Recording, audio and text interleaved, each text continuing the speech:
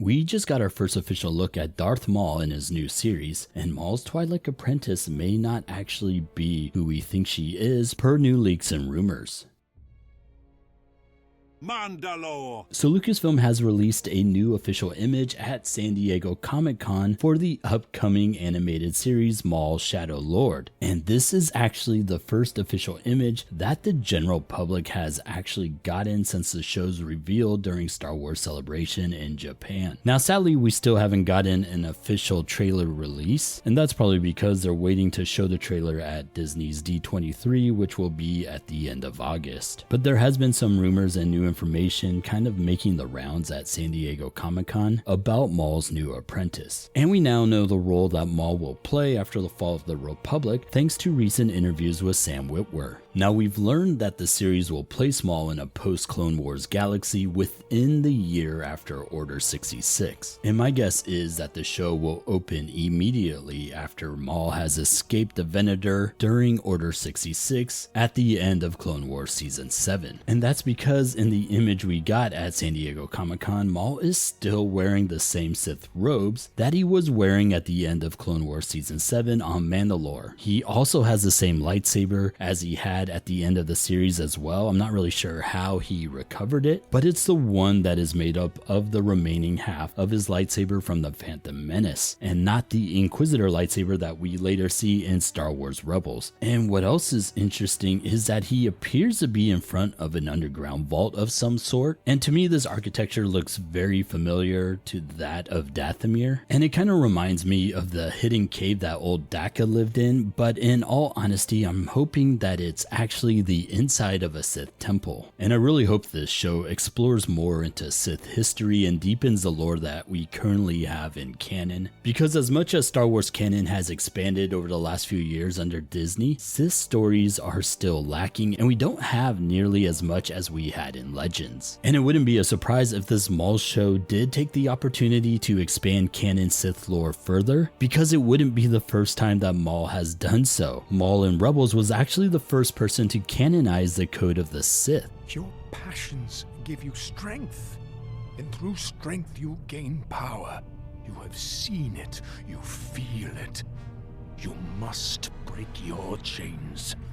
And I have no doubt with Sam on board this show that we are going to get some crazy deep Sith lore exploration. Now, as I mentioned earlier, thanks to recent interviews with Sam Witwer, we've also gotten some new information about Maul's headspace during this point in the story. In an interview with IGN, Sam says it takes place a year after the Clone Wars have ended, and Maul is in a very challenging place because the people that he had around him, a lot of them are scattered or betrayed him during the Clone Wars. So we're dealing with a guy who is trying to find his purpose. Maul, you have to remember, is a classically trained Force user, a classically trained Sith. He comes from a time of magic knights, passion, enthusiasm, aggression, fire, magic. Now he is seeing an empire that he knew was coming, and the magic and the color is being sucked out of the universe. Sam goes on to say, how does Maul feel about that? Did he know it was going to go that way? Is this different than what he expected? And how does he feel that affects him? What does he want to do about it? Can he do anything about it? He's not very equipped right now, so this is a guy who is trying to figure out what his destiny is. The article goes on saying Witwer also noted that Maul's perspective at this point was shaped by his upbringing. Something else he was trained in was to hate and kill Jedi, and he killed more Jedi than people were aware of during the Clone Wars. There were indications that he and Savage Opress went off on a rampage as well. It was worse than you think, and now they're gone. So that's pretty interesting. We could get some flashbacks in this show, or at the very least get some narrative exposition of Maul defeating Jedi. And apparently Maul and Savage killed far more Jedi than we actually saw, because I believe we only see them kill about 4 Jedi in the Clone Wars. Now Sam goes on to say in the interview, how does he feel about the Jedi, his sworn enemy? How does he feel about them now that they are gone? All of these things, so we're challenging this perspective. So what is his destiny? Who is he without his greatest enemy to fight and destroy? And he learns that perhaps part of his destiny destiny is to inspire a young person to train an apprentice. The article says that unfortunately the only tidbit Witwer would share about this mysterious apprentice is that she is a very surprising character, with Sam saying, "I can't tell you that much more, but she's quite something." Now Sam goes on to say that one of the storylines that was really worth talking about was why did Maul never give up Palpatine? The Jedi are like, we know that there is someone named Darth Sidious. We know that he is manipulating things, and we're trying to figure out who this is. Who is this Sith Lord? Maul, through all those years, knows exactly who the Sith Lord is. He could go to a phone booth, call up the Jedi and say it's Palpatine, and hang up the phone and really screw Palpatine's plans. But he never does that. Why? Why doesn't he turn on Palpatine? Sam adds the only moment Maul finally decides to turn on Palpatine is at the very end, right before the world ends. Order 66 and the Clone Wars end. He becomes so freaked out that in a desperation he reaches out to Ahsoka Tano. But Palpatine has caused so much suffering for this guy. Palpatine took away Savage Opress. Palpatine killed his family. Palpatine took away his mother. Palpatine showed no loyalty to Maul, and the moment Maul found loyalty in Savage Opress, he took that from him. So what is it? Why did Maul maintain his loyalty? What is it about that character? What is it about Maul that we are learning from things like that? Sam says that Maul's past is crucial to who he is in the present. These are the types of questions that I've been asking for years, and in this show we get to create stories about them. I mean, not flashbacks. Okay, so we're not getting flashbacks. We don't literally tell these stories, but there are aspects of that character that have not been explored. Traits that the character has that people wouldn't think he has because he's different than Palpatine. Palpatine is a 10 out of 10 mythic villain. He's as bad as you get. Maul is not that. If you watch the Clone Wars very closely, he does not kill unnecessarily. And this is actually a belief of the Sith. They believe that everybody can be used as a tool. Maul is bad. He's a bad guy in the show, but our show is bad guys versus worse guys. So Maul is every bit as bad as he was before, in some ways even worse. So it sounds like to me the main plot of the story is going to revolve around Maul trying to rebuild his army in order to get revenge on Palpatine, or at least block Palpatine's plans, which was the synopsis around Star Wars Underworld. And I'm incredibly excited for this part of Maul's story. I think his basic motivation will be power. Maul wants what Palpatine has, like all true Sith apprentices. But it sounds like deep down Maul wants revenge for Palpatine betraying his loyalty and casting him aside once Palpatine assumed he was dead. And to be fair, we all assumed he was dead after being chopped in half. And I think a pretty cool parallel here is that Palpatine just considered Maul another tool and cast him aside once he assumed he was gone. But in Darth Vader's case, when Darth Vader was going to die, Palpatine instead saves his apprentice, saves his life. In a way, Palpatine is choosing his favorite son, kind of like how Darth Vitiate did in Legends, since Palpatine played the role of father figure for both Maul and Anakin. So I wonder if Maul only wants revenge on Palpatine, or if his main goal will be the same as what we saw at the end of Clone Wars Season 7, and that's to kill Anakin Skywalker, hurt Palpatine by eliminating his line of the Sith and disrupting his plans. And I think what we are going to see is Maul transitioning from being a Sith to just a Lord of the Shadows. That's why in Rebels he refers to himself as Maul, formerly Darth. It's why the Inquisitors call him the Shadow, and why the show will be called Shadow Lord. Now let's talk about Maul's new apprentice, who we've all assumed is Darth Talon, the one that appeared in the trailer that was shown in Japan and who is a Red Twi'lek. Now Sam actually confirms that she will be Maul's apprentice in the article when he's asked about her, and it's pretty obvious that she will be Maul's apprentice because we see her in the trailer take the lightsaber that Maul offers her. And Sam has also mentioned that they plan on using some of George Lucas's sequel trilogy plans